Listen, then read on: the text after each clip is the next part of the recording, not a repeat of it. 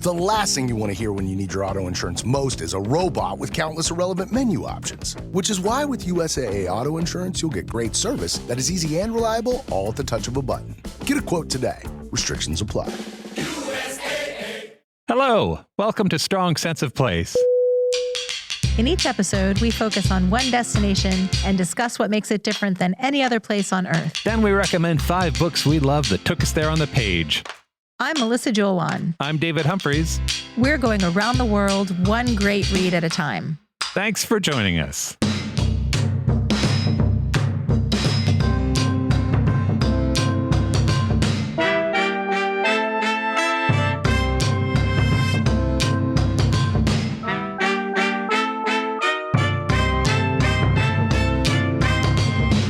Welcome to Season 4, Episode 39 of Strong Sense of Place. Today we get curious about museums. We move to the back of the casket for the rest of the story. The story begins on the left-hand We've been to some museums. Here is the Duke. We have been to a lot of really good museums. Yeah. I like the experience of either picking out a painting or an object I know I want to see and doing a bunch of research about it, and then going to see it in person to have the impact of seeing it with my own eyes. Yeah. But I also like, for example, we were walking through the Neues Museum in Berlin and glanced around the room and saw the green head of Berlin, which wasn't a thing I even knew about. Yeah. And it's amazing. Yeah, it is. It's a dude's disembodied head and it's green. And it's so old. And one of the things that was amazing about that was seeing it in the context of the other work that had been done at the same time, because all of the rest of it was sort of figurative. And there's this one head that looks like... He looks like he is going to start talking to you. Yeah. He's from 390 BC. Yeah. I'll put a picture in show notes. He's amazing. Yeah. Green Man stole my heart a little bit. Green Man came up in one of the books I read. I also had a really powerful experience at the Musée d'Orsay in Paris. I don't consider myself a huge fan of Van Gogh. I'm more a Mary Cassatt kind of impressionist person. It was towards the end of closing day for the museum, and you wanted to see the Van Goghs. Yeah. So we went into the little Van Gogh corner of the gallery, and I walked up to his self-portrait, looked at it, and burst into tears.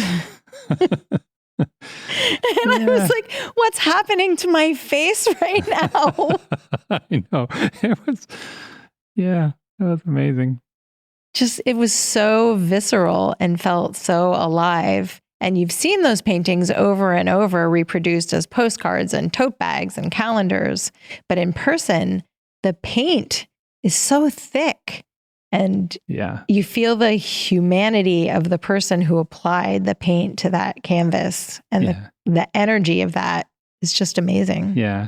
There are so many pieces of art that, I mean, a photograph just doesn't do justice to. But Van Gogh in particular, there is something about the way that paint is like put on that canvas that it's got a texture, it's got a feel, it changes the way the light moves around it. It's amazing to see. And of course, Van Gogh, every time I see a Van Gogh, I think about how he died striving for recognition, to be recognized as an artist, to be heard. That sort of underpinning is always with me whenever I see one of his works. And it makes it so bittersweet because he does such beautiful work, but it's such a tragic story behind it. But on the other hand, he left us all that work, and that's beautiful too. So I guess we're going to come down on the very obvious. Museums are awesome today. Instead of the controversial point of view. Yeah. So one of the things we wanted to do with this show is I wanted to tell a story about a time I went to a museum and it had a strong impact on me, not for sort of the obvious reasons. And we don't really have a place to put that in our show, but we also thought that maybe I'd tell you the story as a way of framing up the rest of the show. So rest assured, the 101, 2 truths and a lie are coming. Dave's just going to tell us a really nice story first. I'm going to tell you a little story first.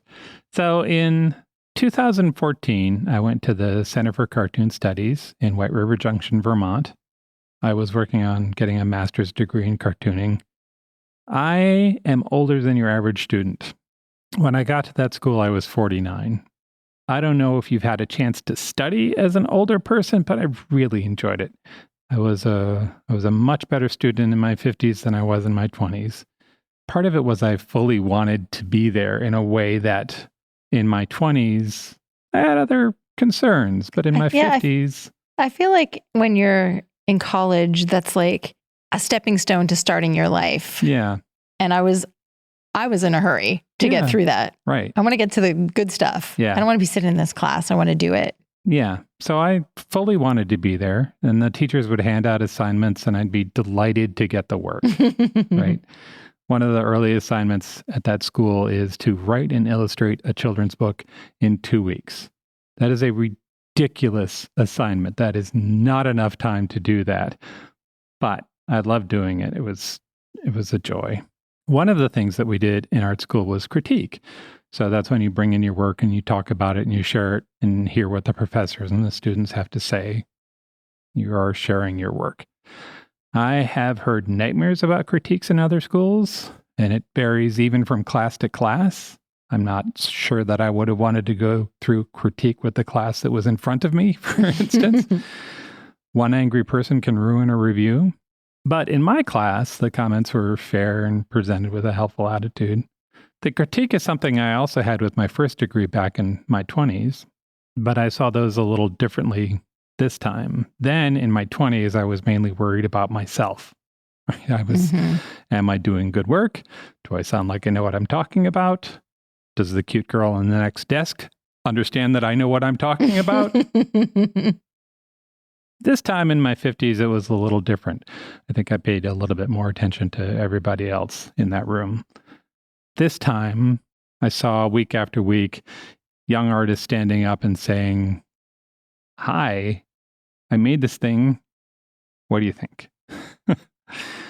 And for the most part, these are not brave people, right? They're not used to presenting to groups. They're awkward around people, and they spend a lot of time alone. They are not used to talking about their work. There was something just so courageous and lovely about these young, wild, beautiful introverts standing up and being vulnerable and asking for feedback so they could get better, so they could work on their voice, so they could be heard. And if it went well, if it was a really good day, somebody else would get inspired. And they would say something like, "That's so cool. I wonder if I could do something like that." And they'd figure out how to work the new idea into their own art. And everyone got a little bit better very slowly, most of the time. I turned 50 that first year in school, and I wanted to do something special. And so Mel and I went to Paris. I'd been there before, but I really like Paris. And for me, Paris is never a bad idea. And I'd never been to the Louvre. Which seems like a massive oversight. Yes. Yeah, it really did. So we made plans to go. We followed Rick Steves' walking tour, which is roughly chronological. And the first thing we did is walked into the pre-classical Greek room. The first thing I remember seeing was a little fish made out of stone. It would fit in your palm. It's about 5,000 years old. It's one of the oldest items in the museum. To me, it looked like someone had found a stone that looked like a fish and then worked on it to make it look a little bit more like a fish. My first thought was, how do they have this? That morning, I lost my museum pass on the way from the hotel room to the museum. You really did. Yeah. That was embarrassing. How do they still have this stone that's the size of a peach pit after 5,000 years? I assume it was missing for 4,500 years, but still. And the second thought I had was about the artist, right? I imagine the artist finding that stone on the riverbank and thinking, "Oh, that looks like a fish." And just that moment of delight, right? The little bit of insight. And then they took it and maybe they put it in a pocket if they had a pocket, and then they worked with it until they were happy with it. And then they showed it to somebody. And then in some ancient, long forgotten language, they said something that sounded like, "Hi, I made this. What do you think?" Maybe they gave it to someone as a present. Yeah, I know, right? Somebody they had a crush on or something like. And it occurred to me that the rest of the museum was the other half of that conversation. That's so cool. I wonder if I could do something like that. And then they work on their thing, their drawing or their painting or their sculpture or their clothes or their architecture. And for the most part, they are also young, wild, beautiful introverts who probably spent too much time alone and maybe had jacked up families. And then one day they got up and they said, "Hi, I made this. What do you think?" And now their work is in the Louvre. And that's the conversation, right? That is the conversation that fills every museum. One generation sees the work and loves the work and tries to get better so they can be heard. And for art, that conversation has been going on for 100,000 years. There's one of the books I read talked about the paint they'd found in a cave. It was 100,000 years old. And that's lovely. That's what I wanted to say. Do you want to do the 101? Yeah, that was really good. I think most people, when they think of museum, they probably think of a gallery filled with paintings or sculptures. Yeah, sure. It's the stark white room with the stuff in it. Right.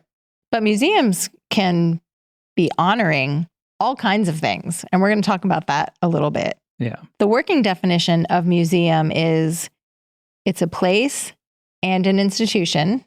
Those two things are key.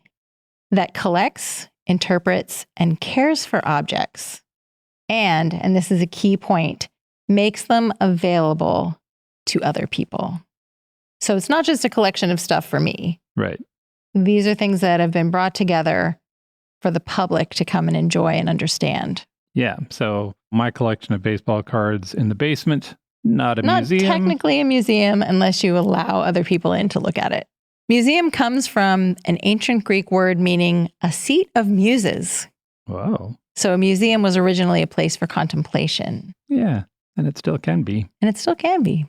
During classical antiquity, so that's your Greco-Roman era between 8th century BCE and 6th century CE, big swath of time. Yep. Art was not separated from life. Statues and murals were just there everywhere you went. You didn't have to go to a museum to see them. Yes. But there is evidence of a very early collection that we would recognize as a museum. And that story involves a high priestess, a 4,000-year-old statue, and Agatha Christie. She gets around, that Agatha Christie. I mean, she is very influential. Yeah. So let's travel back in time to 530 BCE. We're going to the ancient Mesopotamian city of Ur. King Nabonidus was the ruler of this Neo-Babylonian empire. And not only was he a respected leader, he's considered the first archaeologist. Really? Yeah, how cool is that? Did he just look around at all the stuff he was living in and say, I am in the classical period. Pre-classical period. He excavated foundations of temples that needed to be rebuilt so that he could A, collect the objects that he found there, and B, restore them according to their original plans. Okay. So he unearthed all kinds of things, including broken statues and I'm assuming pottery. He did the work. He did the work. Things get really interesting when we meet his daughter. Her name is Princess Enigaldi Nana, and she had 3 careers. Really? In 6th century BCE, this woman had 3 careers. And 2 kids and managed to keep the whole house going. She was probably really beautiful too. Yeah. First, she was a school administrator. She ran a school for priestesses that was more than 800 years old when she took over. Wow. Second, she was named a high priestess by her father. I had to look up what that distinction meant. Yeah. High priestess was meant to be the mediator between her people and the gods. So she spent her days at the temple, meditating, praying, talking to common people about their problems. That seems like a really sweet gig if you can get it. Seems like a very serious gig. Zeus says, I need a sandwich. I'm pretty sure Princess Enigaldi wasn't asking for sandwiches, but okay. Third career. Yeah. And this is the biggie. Okay. When her duties down at Ye Old Temple had been fulfilled, Yep. she oversaw a museum where she arranged and labeled the stuff her dad found during his excavations. Wow. Yes, she was the first curator. She had a big white room with stuff in it and labels on them. Exactly. That's amazing. And we know all of this because of the archaeologist Sir Charles Leonard Woolley. In 1925, he and his team were digging at Ur, which is now part of Iraq. And among the ruins of a Babylonian palace, they found a collection of artifacts from different times in history and different geographical areas, all neatly arranged together. That must have been very confusing. I would think. Digging through old stuff and you find yet more old stuff from far, far away. Yes. Huh. They found a 4,000-year-old statue of an ancient king. There was a boundary marker from 1400 BCE that was inscribed with what Woolley called a terrific curse on anyone who removed or destroyed it. What? And the most remarkable part was that many of the antiquities were marked with labels that gave details about the object, and the labels were written in 3 languages, including Sumerian. That's nice. So there's your proof that this was meant for different kinds of people to come in and look at these things. Modern experts say those labels are an early example of metadata. I suppose they are. Maybe the earliest example of metadata. So how did Agatha Christie get involved in all of this? Oh, right. Okay, so Sir Charles Leonard Woolley was a British archaeologist. Mm-hmm. He was married to Catherine Woolley, who was friends with Agatha Christie. Okay. Dame Agatha went to visit the dig in Ur in 1928 and 1930. And on the second visit, she met one of Woolley's assistants, Max Mallowan. And 6 months after their meeting, they were married. Really? Christie went on to write Murder in Mesopotamia, Yep. which was inspired by her time in the desert. Yep. And a novel I talked about in our trains episode, The Woman on the Train, is a fictionalized account of Agatha's visit to Ur and meeting her husband. That old cougar. She was older than him. Yeah. I remember her saying at some point something like, marry an archaeologist because they get more interested in you as you get older. That's really sweet. Yeah. Okay, so there we have our proto-museum thousands of years ago. Now we're going to fast forward to the Renaissance. Scholars became fascinated with 2 things. Classical antiquity, they were bringing back all of that Greek-Roman stuff. Yep. And empirical methodology. They wanted to verify things. Right. From this desire to understand, it was a small leap for them to collecting specimens from nature to study. And then their appetite for everything just expanded. Yeah. It went from nature to objects in Europe, and then from objects in Europe to objects from all over the world. Right. I want to have something from everywhere. Yeah. I want to understand everything. Right. This is how you get into those sort of old-fashioned museums that have tables and tables of rocks from all over the world. Yeah. Cabinets of curiosities. I'm going to talk about them more when we get to our books, but they are a key stepping stone in getting to modern museums. So in the 15th and 16th centuries, people with money, men with money, collected objects in rooms that came to be known as Kunstkammers and Wunderkammers. In English, we call them cabinets of curiosities. Yeah. The stuff in these cabinets was eclectic and represented what the collector might have been interested in personally, whatever caught their fancy. Right. Stuff from the natural world, clocks, gougads, miniatures, paintings, sculptures. Birds, yes. all of it. The most famous one at the time was, no surprise, collected by Lorenzo de' Medici in Florence. Oh, yeah. And his was actually called a museum. That was the first time that word was used to describe a comprehensive collection. So he did what a woman had done thousands of years earlier, but he put a name on it. Mm-hmm. And so now we talk about that. Yeah. Okay.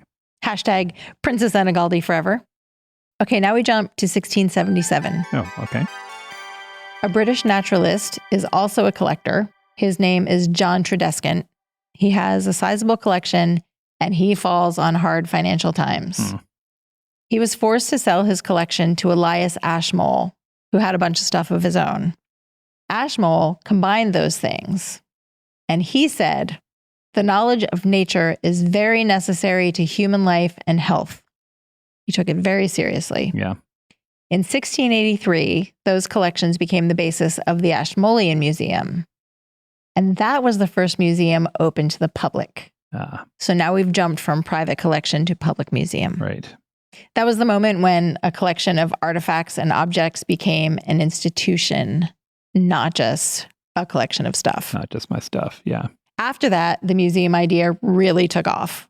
In the next 100 years or so, the world got the British Museum and Victoria and Albert Museum in London, the Prado in Madrid, New York's Metropolitan Museum of Art, and the Louvre in Paris. So the ego of nations got involved and it really got out of control. To all of our benefit, really. We need to talk about the Louvre because aside from being an amazing place to visit, it's also important to the history of museums. Okay. 1793, French revolutionary government nationalized Louis XVI's property, and that included the Louvre. The palace had already been an art museum when Louis XIV moved to Versailles. Right. The Louvre became a museum, but it was only for royals. It was not open to the public. After the revolution, the Louvre was declared a public institution and renamed the Muséum Français. For the first time ever, the royal collection was available for all people to see. People from Paris roamed the halls and looked at the art in a building they'd never been allowed to go in before. Yeah. That made the Louvre the first national museum. It didn't belong to the king anymore. It belonged to the people. Yeah. 53 years later, in 1846, the Smithsonian Institution opened in Washington, D.C. That is our answer to the Louvre. Yes. It's been called the nation's attic. You want to guess how many items it includes? Oh, no. 154 million. Wow. Wow. Yeah. There are research centers, 21 libraries, a zoo, and 19 museums that make up the Smithsonian Institution. It covers African American history and culture, the history of air and space travel, natural history, portraiture, sculpture, Asian art. To name a few. All the best stuff. Yeah. I love this next thing I'm going to say. Admission to the Smithsonian Institute museums in Washington, D.C. is free. That's nice. Except for the zoo. Still nice. Obviously, there is so much more we could discuss, like the way museums are making their collections accessible to everyone online. Yes. The way many exhibits incorporate interactivity, so we're no longer just observing objects, we're interacting with them. Yeah. Or the proliferation of open-air museums that transport you to another time. Or quirky museums. There's a museum of Spam. Yes. There's a museum of Pez candy. What about the Museum of Broken Relationships? Yes. In Zagreb, Croatia, and Los Angeles. That's a really good one. Yeah. It's a museum about relationships that have gone bad. It is exactly what it sounds like, and it's wonderful. It's pretty charming. Yeah. I think it would be really awesome if we could bring back Princess Enigaldi and walk her through the Louvre. Yeah. Show her how that's all transpired. Yeah.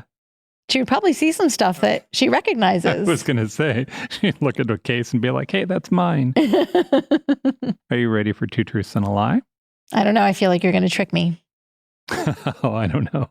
So I'm about to say three statements. Two of them are true. One of them is not. Mel does not know. Which one is the lie? Here are the three statements. 1, there's an art museum on the moon. Come on. Yep. 2, there's a natural history museum, which is otherwise operating as you might expect, except that it's got an insect problem. It's infested with little blue shiny beetles from the Amazon. That seems like they'd be really bad for your collection. And then 3, a son got his father, who was otherwise an unremarkable baseball player, honored at the Baseball Hall of Fame. So nice. Yeah. So, one at a time. Take them one at a time. There's an art museum on the moon. True. There is an art museum on the moon.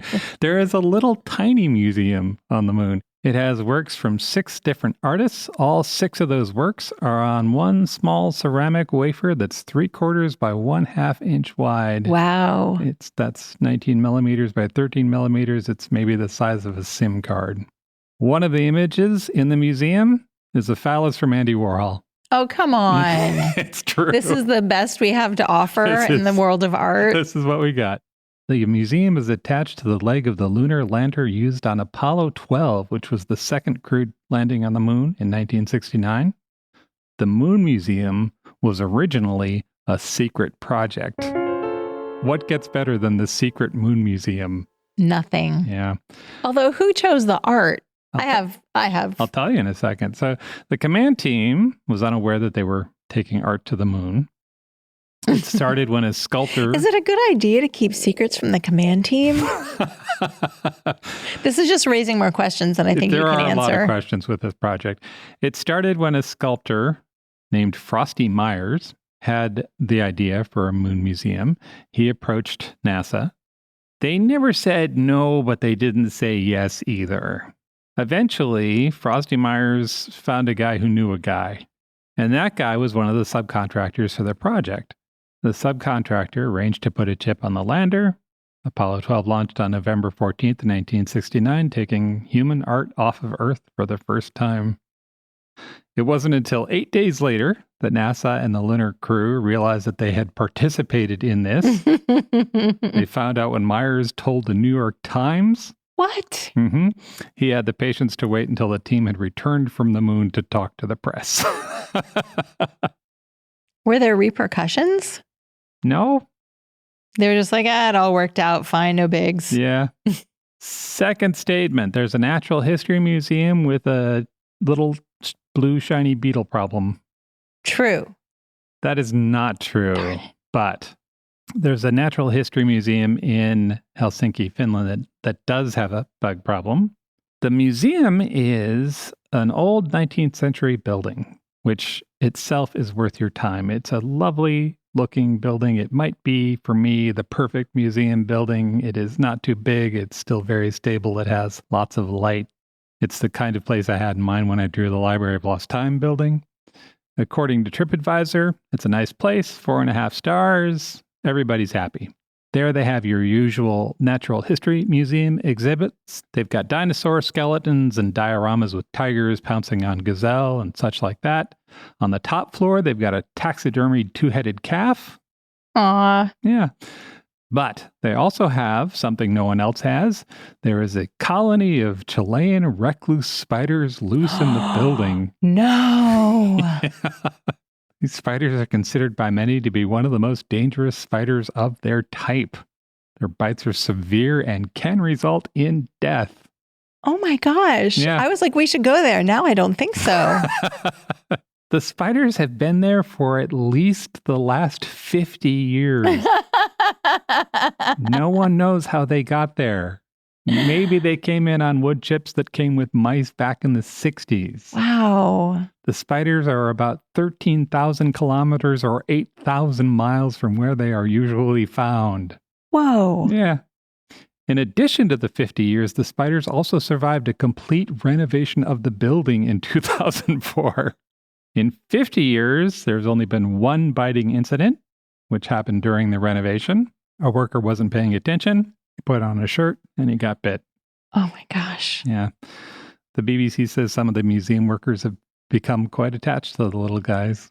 Which gets us to the final statement. A son got his father, who was an otherwise unremarkable baseball player, honored at the Baseball Hall of Fame. And that's true. That is true. This story starts in Wellsville, New York. It's 1947. A man named Joe O'Donnell works in an oil refinery. He loves baseball. He's a catcher for the refinery team. One day, his wife tells him she's pregnant. They have a son. His name is Pat. Joe turns out to be a pretty good dad. Pat grows up. Joe's there for him. One of the things Joe does for Pat is introduce him to baseball. And although Joe always gets home dirty and tired, he always finds time to play catch and hit some pop-ups for Pat and the rest of the kids in the neighborhood. And then when the community wants to build a ball field, Joe volunteers. He's a good dad. Wellsville, New York is about a 4-hour drive from Cooperstown, where the Baseball Hall of Fame is. And as Pat grows up, he and Joe talk about going there, but they never make it. And then one day, Joe died suddenly. No. Yep. It was 1966. Joe had a heart attack. He was 50. Pat was 18. Oh. Yeah. So time passes. It's 1988. Pat's going to Cooperstown with some friends for a golf tournament. And he thinks about how his dad wanted to go there and never did. So he grabs an old photograph of his dad, one of his old baseball pictures in a flannel Sinclair oil refinery uniform, and he shoves it in his pocket. And he gets to the hall. And it's nice there. We've been there. It's lovely. Cooperstown is a lovely little village, and the hall is about as charming as you might want. I don't even like baseball that much, and I had a really good time at the Baseball Hall of Fame. That whole area feels like so American. Yeah. So just like small town America. It's cozy. And it's got a really sort of pleasant human scale to it. So Pat keeps thinking about his dad. And he goes outside and he takes out the picture and a pen and he writes on the back of it. And then he walks back in with his friend and he says to the friend, "Cover me." And he ducks down and he shoves the picture under a case between the case and the carpet. It's a tight squeeze. He thinks he might have ruined the photo, but now his dad's in the hall. And he leaves. So it's a few years later and it's 1994 and they're doing renovation on the Hall of Fame. And some workers move that case and they find the picture of Joe. And at first they think they've got a problem because there are about 500,000 pictures of baseball players in the Hall of Fame. And now one of them's on the floor. Right? Maybe this guy's famous. And the worker turns the photo over to the museum curator. And the curator looks at the picture of the guy on the front, and then he flips the picture around to the back, and he reads it. It says, "You were never too tired to play catch. On your days off, you helped build the Little League field. You always came to watch me play. You were a Hall of Fame dad. I wish I could share this moment with you. Your son, Pat." Oh my God. I'm like full on crying right now. And that's when, in my imagination, the curator thought, "Oh, we're hanging this." And they did. So the photo of Joe still hangs in the Baseball Hall of Fame. It's in the section on the 30s when Joe was playing ball, not far from where Pat left it. That is really awesome. Isn't that nice? Phew. Yeah, I really like that story. It's a really nice story. That's Two Truths and a Lie. There are many ways to entice a potential new customer with flashy branding and calculated marketing strategies. But at the end of the day, the success of a business comes down to the ability to close the sale. And for businesses like Thrive Cosmetics, Allbirds, or Skims, it's what goes on behind the scenes, making selling, and for shoppers, buying, simple that makes the difference. For them and for millions of businesses, that difference is made with Shopify. Businesses that want to grow, grow with Shopify. Because if your goal is growth, your commerce platform better be ready to sell wherever your customers are scrolling or strolling. And Shopify will make sure you're ready.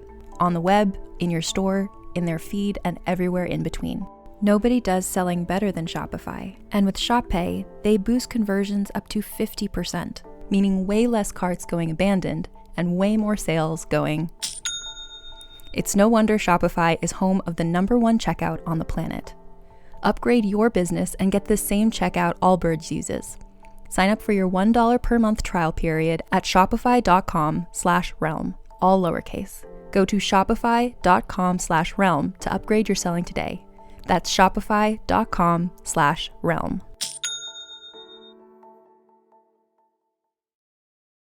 Let's talk about books. Yes. I loved all of my books for this episode so much. And I think we're going to cheat, right? Oh, definitely.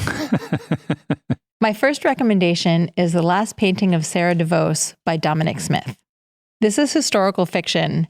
I read it over a weekend and spent 6 hours that Sunday afternoon reading it because I needed to know what was going to happen. Solid use of a Sunday. 100%. I was in this story. I had that feeling when you put down the book and it feels like you're swimming to the surface of a really deep pool, re-engaging with reality. Yeah. Okay, here's the deal. Okay. There are 3 timelines. We've got Amsterdam in 1631. This was a great place to be an artist and join the Guild of St. Luke if you were a man. Women were not allowed to paint landscapes.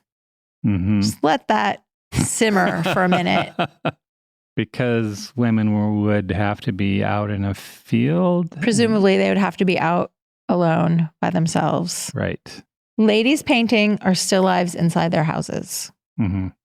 Moving on. Yeah. Our fictional heroine, Sarah DeVos, she's fictional, became the first woman to be admitted as a master painter in the guild. Okay. And she defies convention, and she paints a haunting landscape of a young girl standing on the edge of a forest, looking out, watching a group of ice skaters on a frozen river. This painting is not only beautiful, its impact echoes through the ages. To 1957. Wow. Now we're in New York City. Okay. The painting is called At the Edge of the Wood, and it's now in the hands of a wealthy lawyer named Marty. He and his wife are hosting a charity gala at their home, and during the dinner, unbeknownst to him, the painting is replaced with a replica. Oh. And we as readers know who the forger is. It's our modern heroine, Ellie, a struggling art history student. The third timeline is set in Sydney, Australia in 2000. Our forger, Ellie, has now become a respected, accomplished art historian and curator. And then the past comes calling, as it must, because it's a novel and I love it. This story really deftly combines the elements of historical fiction, multiple love stories, and a thriller. There is never a dull moment. And it taught me a whole bunch of stuff while I was immersed in the story, Nice. which is my favorite thing. Yeah. I learned all about the history of Amsterdam and the lives of artists there in the 17th century. Maybe not so great being an artist in the 17th century. Okay. Also, did you know there was a tulip collapse in 1637? I knew there was a tulip collapse. I didn't know the date. You knew there was a tulip collapse? Yeah, because come on. There was a tulip craze. There was a tulip craze. Yeah. People were speculating on tulip bulbs. Yeah. They would spend like a year's salary on bulbs, hoping they could resell them for a profit. Yes. And then the tulip bubble burst. Yeah. I know about the tulip craze because I know about the Beanie Baby craze. People were comparing the two. Really? Yeah. I hung out with some intellectual people back then.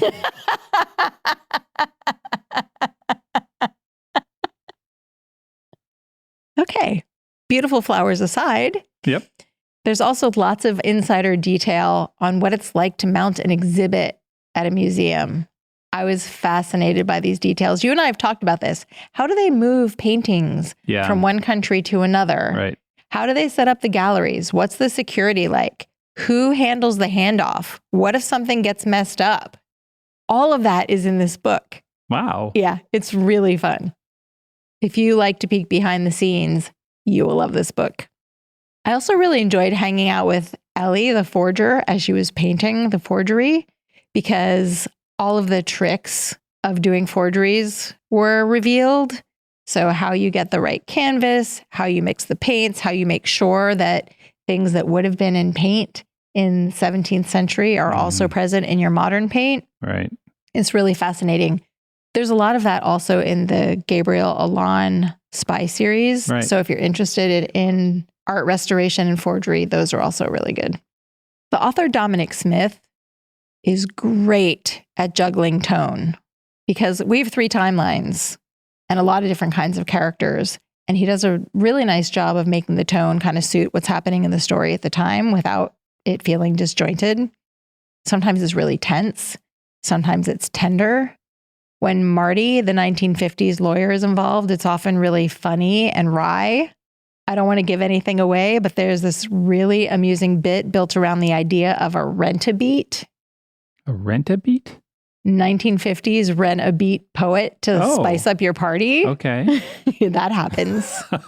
It's good. The set piece where the rent-a-beat come to the charity gala, it's amazing. Underneath all of that, this is a story that explores what art means to people. And it also really understands that our lives have different seasons. Fortunes change, relationships change for better or for worse as we move through time. It's kind of an examination of all of that, too. According to his author's note, Dominic Smith conjured Sarah DeVos as a composite of several female painters of the time, including Judith Leister, who was the real first woman admitted into the Guild of St. Luke. For 200 years, her work had been attributed to her husband, Mm. Mm. Yeah. And the beautiful painting at the edge of the wood doesn't really exist. But it may as well, because it is so vividly described. I feel like I've seen it. And the fictional Sarah DeVos feels real. Her story is going to stay with me for a long time. That's awesome. For readers who've read and enjoyed The Weight of Ink by Rachel Kaddish, Right. this would be a really good pairing. The Weight of Ink is the story of a feisty woman who's a scribe for a rabbi in 17th century London. So you pair these two books together, you can kind of compare and contrast what it was like to be a creative, intelligent, unconventional woman in two major cities in Europe during that time. And I'm realizing as I'm saying that, that makes it sound really intellectual and nerdy. So let me just say, both stories are big adventures with lots of heart. This is The Last Painting of Sarah DeVos by Dominic Smith. My first book is How to Enjoy Art by Ben Street. This book talks about how you can appreciate art without knowing art history or having a background in art production. The author argues that a piece should hit you like a song does. Oh, I like that. Yeah, you hear the song, you embrace it, or you don't, but you don't think, if I knew more about music theory, maybe the song would hit me differently. That's true. Yeah. Why do we think about art so differently? Yeah. Right? Interesting. In this book, the author arms readers with ideas that can help them understand and enjoy art. The book is a friendly invitation to come look at art. He groups these ideas into big buckets. The chapters are color, scale, process, placement, and content. It's a short book, about 160 pages. At each step, he writes about what those things might mean, and he gives examples. So, how does it affect you that this portrait is tiny and part of a brooch? What's it mean that the Statue of Liberty is enormous, and how different would it be if it could sit comfortably on a table? Right? What's it say about work when it's put into a museum? And how would it be different if it was sitting in a Renaissance-era church with all its weird light and changing temperatures and such? One of the great things about this book is that along the way, he walks into some really fascinating questions. Like, who decides what's art and why do we believe them? Right? That is a good question. Yeah. And why is this piece in a museum when another is not? And why is there a difference between seeing a photo of a work and being in the same room with the work? At one point, he writes, a photograph of a painting is to the real thing what a photograph of a sandwich is to an actual sandwich. He doesn't specifically talk about time, but he visits it throughout the book. How long did the artist work on this piece? How long was the piece supposed to last? Which is a really interesting idea. He does a thought experiment with a painting where he pictures it going back in time from the museum to the Royal Gallery to the artist's studio to the sitting to gathering the materials and shipping them back to when the pigments of the paint were still part of the earth. Nice. Yeah, I really enjoyed this book. It absolutely made me want to go to more museums. But I had a problem with this book, and I think it's a problem with the field. For me, I would have liked some more vulnerability. I would have liked the author to say, I love art, and this piece really struck me, and I'm excited about it. Let me tell you why I think you should be excited about it. Because clearly Ben Street loves art, right? He spent a whole lot of time with it and thinking about it and talking about it, so why not open up a little bit that way? And I think I understand why. I believe that Street was worried about his credibility with his peers, right?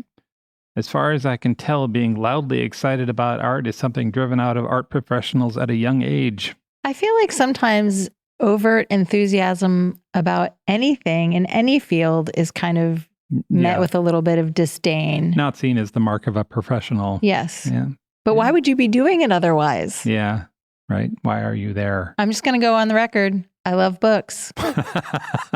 Pretty excited about books. Yeah. But there's an approach to art that is so serious. I watched a YouTube video recently of Steve Martin talking about modern art and why he liked the piece so much. And you think of anyone, Steve Martin would be sort of effervescent and bubbly about that. And instead, the person who was interviewing him put him in a place where he seemed very intellectual about the art. Mm-hmm.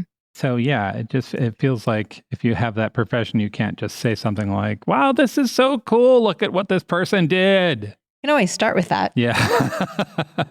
also I wonder, like, maybe if they started talking about how awesome art is, they'd never stop. It's all fantastic. It's all over the top. But also, would that be a bad thing? Ben Street knows what he's talking about. He's been an art historian for decades. He's lectured in the National Gallery in London and the Tate and the Museum of Modern Art and Sotheby's. He's written several books, including 200 Words to Help You Talk About Art. Nice. Yeah. And How to Be an Art Rebel, intended for children 6 to 8. I want to mention that I love the bibliography for this book. Ben Street listed 2 books that I wanted to read immediately. One of them, which I would read based on the title, is Pictures and Tears, A History of People Who Have Cried in Front of Paintings. Aw, Yeah. you could put me in that book. Yeah, by James Elkins. It is precisely what it says, a history of people responding to paintings by crying. Another book in the bibliography is Michael Jacobs' Everything is Happening, Journey into a Painting. This is a book about a single painting. Oh, I love that. Yeah, Diego Velázquez Las Meninas, I think. The Ladies in Waiting. This painting is at the Prado in Madrid. You and I are talking about going to Madrid in the fall. I may have given myself a reading assignment. If you've read either of those books, let me know what you thought about them. But this book, thumbs up on this book. This is a great place to start if you're interested in exploring art. It's How to Enjoy Art by Ben Street. That seems like it'd be a really good book to read before you go to a museum just for fun. It's so short. Yeah. Just jam that into your brain before you go. Yep. I am about to cheat and recommend 2 books in my 1 book slot. What? Yes. Rebel. Yes. One of the things I love about coffee table books is they remind me of reading books as a kid, right? They're big and there are pictures and lots of colors. And it kind of feels like playing as you turn these big pages. And it's so immersive. I'd love turning a page and having just a picture kind of explode. That's what it was like reading these 2 books I'm about to tell you about. The first is Cabinets of Curiosities by Patrick Mauriès. This is a comprehensive history of cabinets of curiosities, starting in the 15th century and ending with the surrealists and artists in the 21st century. So big swath of time. The photos in this book are showstoppers. There are reproductions of paintings.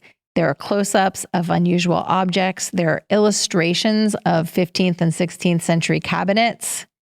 The whole thing just kind of urges you to slow down and savor all of the details. Yeah, we sat in front of one spread just sort of looking at, like, what's this and what's that? What's this thing over here? I chose this book because it also has a lot of text. I wanted to understand how these collections came to be and know more about the famous ones that don't exist anymore. For me, the writing in the main text of this book is informative, but it's really dense. Okay. However, every image has detailed captions, and those are fantastic. That's where the author has put anecdotes about the collectors and fun stories about the objects themselves. So the main text is more the academic history and quotes from big thinkers and quotes from the collectors' catalogs that are written in 17th century language. And then the captions are where the fun is. Yeah. It's a good combo. Yeah. They kind of play off of each other. I just want to share a few things that grab my attention. Okay. The author's theory is that collectors were driven to collect by the fleeting nature of things. They were fighting against the passage of time and ultimately death. And by rescuing and keeping these objects, they could become masters of reality and stop the march of time. That's a big premise. That is a big premise. But it's an interesting idea to think about. Yep. In the 17th century, there was a belief that both books and objects taken together would create understanding. So geodes and hunks of crystal and a narwhal horn were displayed in cabinets surrounded by bookshelves. And like maybe there was a crocodile suspended from the ceiling and there was an oversized globe in the corner. Physical things and books came together. And you actually see this at the Strahov Monastery Library here in Prague. Yeah. I'll put a link to our stories about the monastery library in show notes. Final point that I picked up from this book The cabinets really meant a lot to their collectors. In 1666, Manfred Sitala lived in Milan. He was a collector, and his cabinet was one of the best in Europe. At his funeral, his coffin was followed by a convoy carrying the most curious items from his museum. Imagine that happening today and some guy dies and they take the items from his man cave and they follow him in a procession down the street. My Xbox. Yeah, the Captain America shield. The next book I want to tell you about is A Parisian Cabinet of Curiosities, Dérolle, by Prince Louis Albert de Broglie. Dérolle is a magical place in Paris. We have not been there yet, but we've talked about going many times. It's a hybrid of a natural history museum and a boutique. Everything there is for sale. It's been located on the Rue du Bac since 1881. There are 2 floors filled with lifelike taxidermy, butterfly and insect collections, and other natural objects.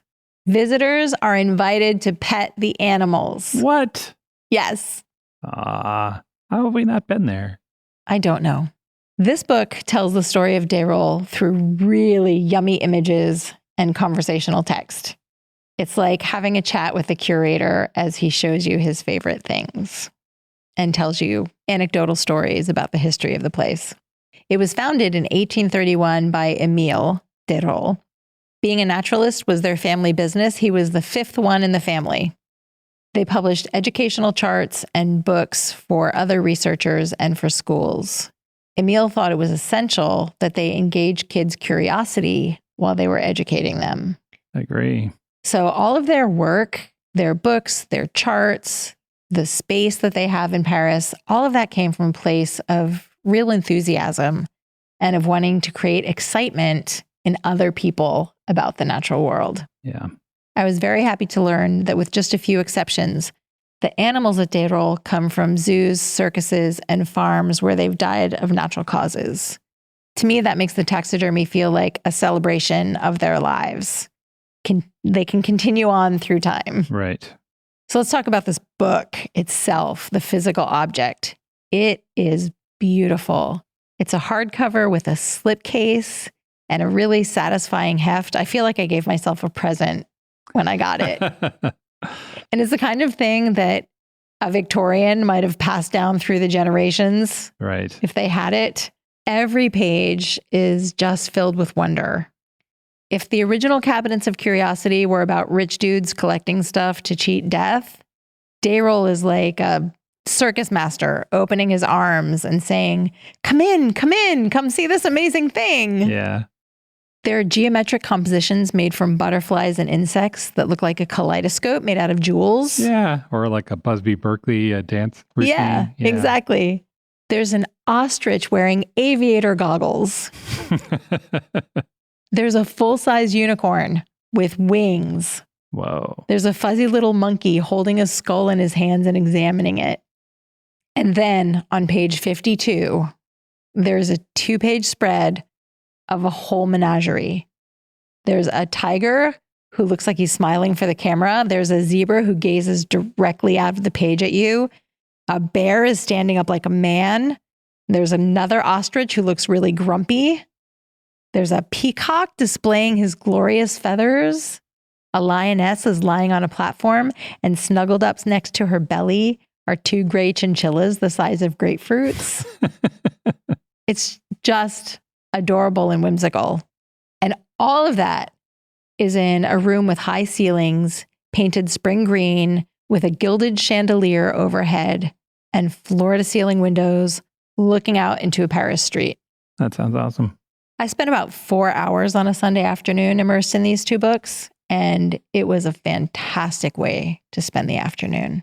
I can imagine that I will grab them off the shelf again whenever I need to escape to a more magical world for a little while. Yeah. That's The Cabinet of Curiosities by Patrick Moriès and A Parisian Cabinet of Curiosities, Dérolle, by Louis Albert de Broglie. One last thing before we move on. There are 2 novels that I read and really enjoyed set in cabinets of curiosities. I will include the titles in show notes if you want to check them out for yourselves. And for our patrons, I'll be sharing more details about those books and what the reading experience was like. My second book is A Little History of Art by Charlotte Mullins. In 1995, Oxford University Press started publishing a series of books called A Very Short Introduction. Maybe you've seen them. These are small little books, usually about 160 pages, and they introduce a topic. Typically, these are topics that would be interesting to a university student. So maybe you'll have something like Darwin, A Very Short Introduction, or Linguistics, A Very Short Introduction. They're very satisfactory. They are. The way they feel in your hand. And they're nice. They're like, if you're interested in the thing, totally worth a read. The series did so well that there are now over 700 titles in that line. Shut up. Yeah. From silent film to smell Neat. to country music. Huh.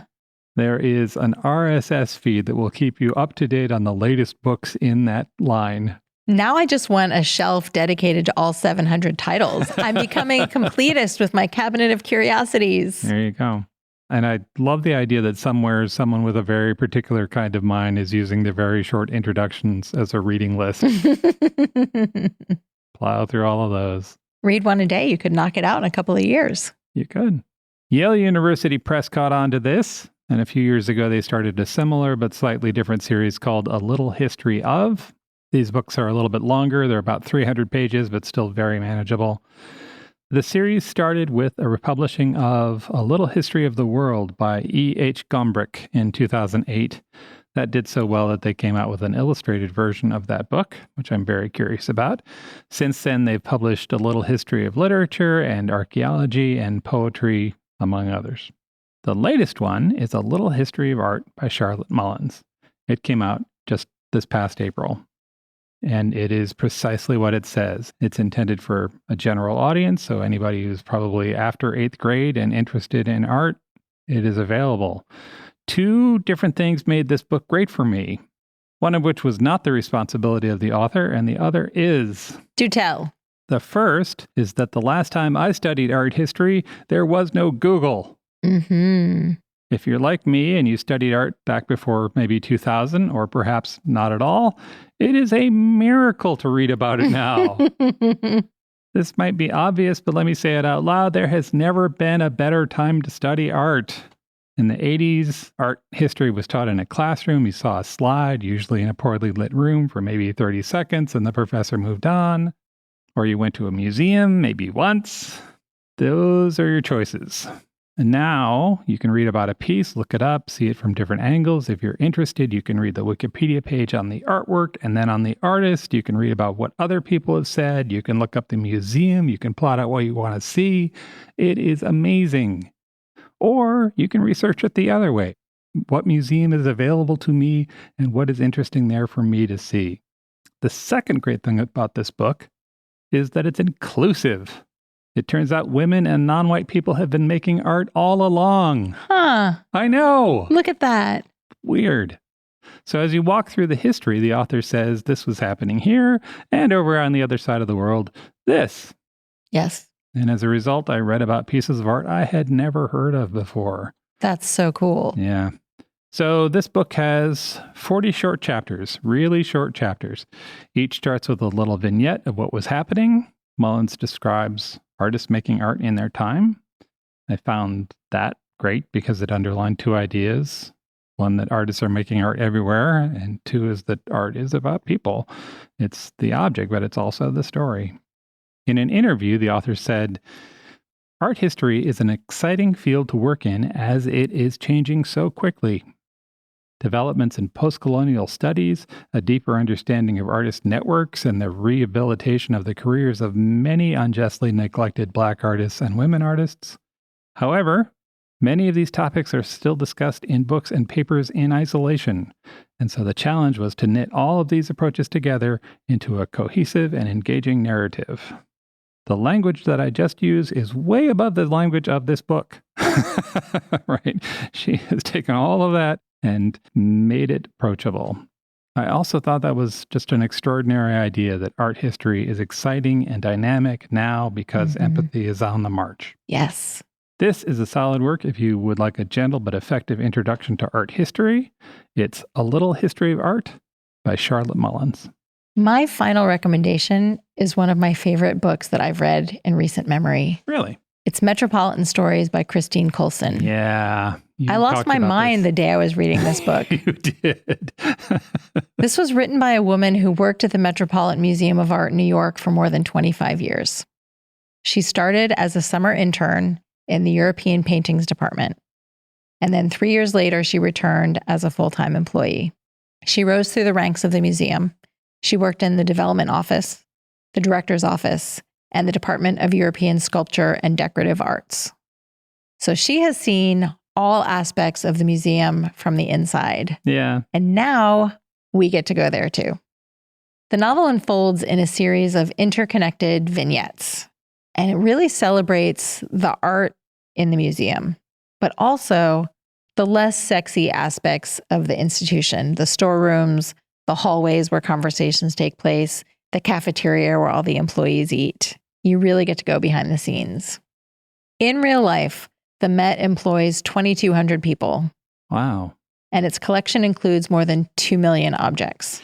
Like, I don't know. I never thought about how many people the Met would employ. Yeah, but it's a lot. But also, yeah. Like a small town. Yeah. They have paintings by Picasso and Pollock and Titian, Mary Cassatt, Vermeer. There are sculptures and musical instruments and costumes and weapons. There are period rooms, this was news to me, where they recreate different types of rooms through time and place with furniture and knickknacks and lighting. Yeah. There's a salon from 18th century Paris, a bedroom from ancient Rome. Yeah. It's like going to IKEA and seeing the bedrooms, except it's Napoleon's bedroom. Exactly. Yeah. There's a new one called Before Yesterday We Could Fly that's dedicated to Afrofuturism. I'll put a video of that one in show notes. Okay. You can also download a free PDF of this gorgeous coffee table book they made about the period rooms. It's out of print now. So you can just download the PDF and have it. There are about 1,200 other books and journals available for free from the Met website. Yeah, which it's too many. That's too many. It was a little overwhelming, but also, wow. Yeah, I remember hearing about that a while ago and going there. And I downloaded 5 and then got intimidated and left. So who has not wished they could get locked in a museum overnight? Or imagined that when a painting's eyes are following you, it really is watching you? Right. I anthropomorphize everything. Sure. I feel bad for the Christmas trees that are still in the lot on December 24th. Yeah. I worry when I go to pick up a copy of Jane Eyre that the other copies feel bad I'm not picking them. Mm-hmm. Yes. So I loved this book because some of the stories are told by the works of art in the museum. An early chapter is told from the point of view of an 18th century armchair that once tenderly cradled the derriere of Louise Elizabeth of Parma.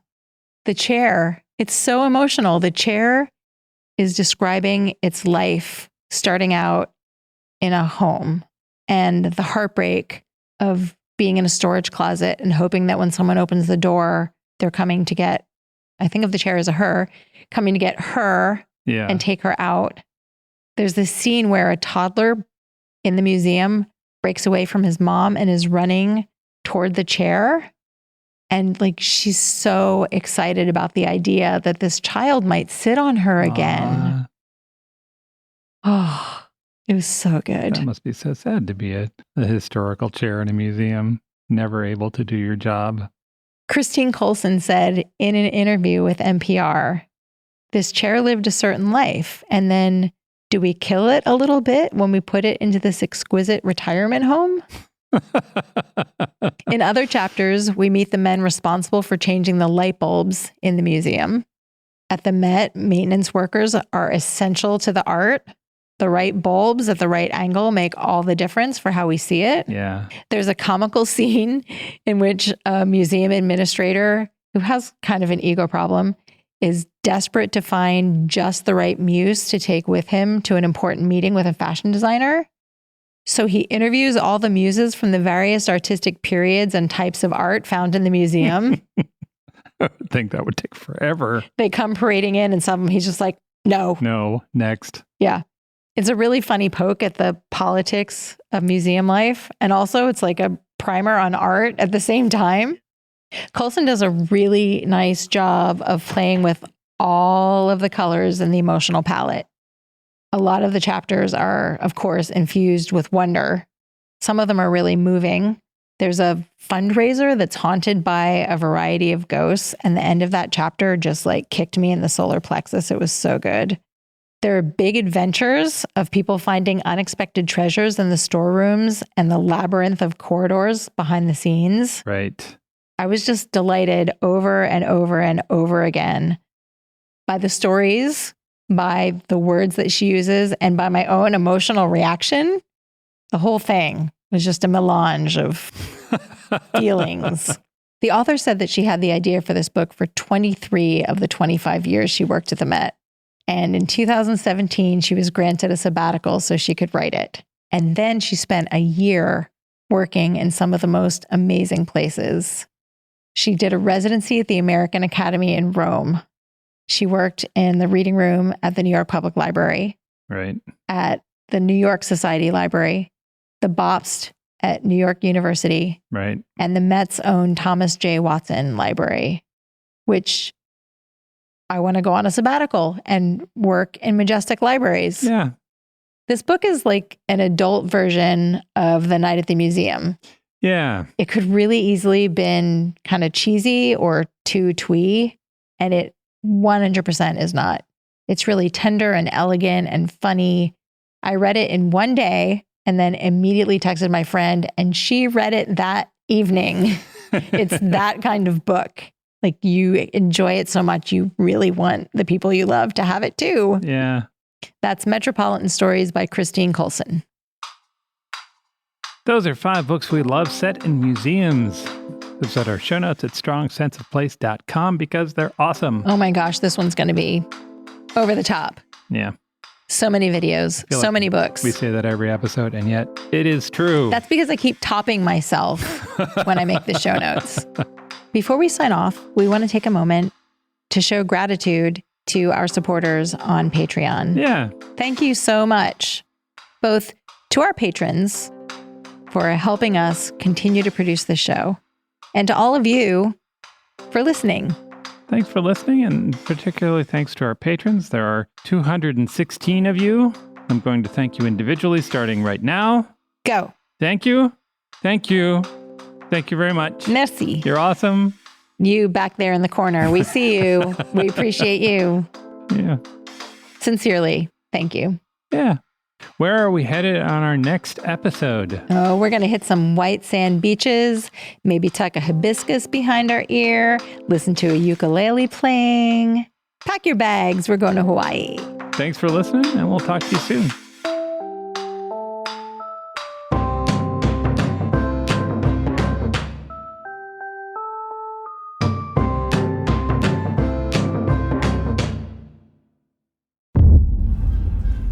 Welcome to Gotham, Jimmy. It's not as bad as it looks. DC and Realm present Our vigilante, or Batman as he's called, possesses extraordinary physical skill. DC High Volume Batman. Fear. I have to make them afraid. I shall become a bat. Look there. What the hell? The Dark Knight's definitive DC Comics stories. He's got a motorcycle. Get after him or I'll have you shot. Take him down.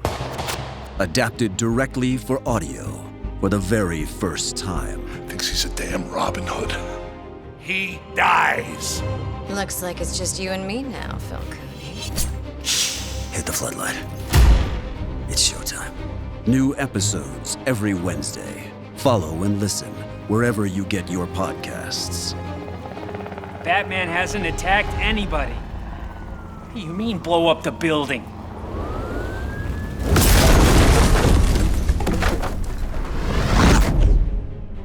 From this moment on, none of you are safe. DC High Volume Batman. Available now.